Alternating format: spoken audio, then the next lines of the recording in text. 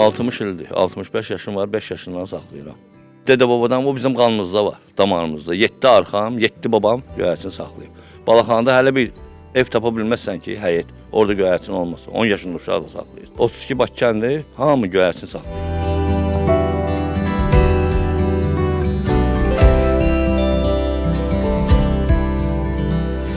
Quş da qulluq tələb edir.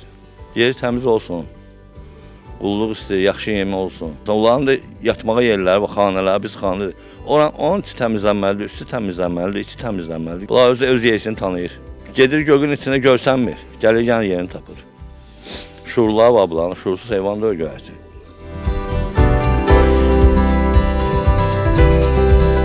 Ən bahalı göyərçin Bakı göyərçindir. Dünya üzrə Bakı quşunun qiyməti yoxdur. Ona qiymət qoymaq olmaz. 8, 9, 10, 12 saat uçur. Ondan da çox uçurlar. Yayın 45 dərəcə istisində. Bunların 100 ildən çox tarixi var. Burada quşlar var, 100 il bundan qabağı da belə olur. 200 il bundan qabağı da bu formada olur.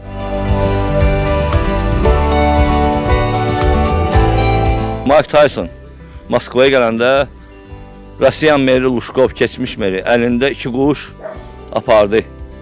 Gimnaspori Bakinski Golbi. Tyson quş saxlayan Payver Bakı quşunu qarı kimi olanda göyərçin tez göz götürür. Quşbazlar gəlir, baxır, əcəb göyərçindir, qarı kimi. Səhər görürsən quş qoydu, xəstələndi, öldü. Quş nəzər götürür.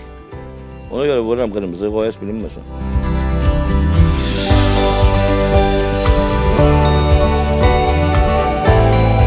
Əsas balanın alınan vaxtı indidir.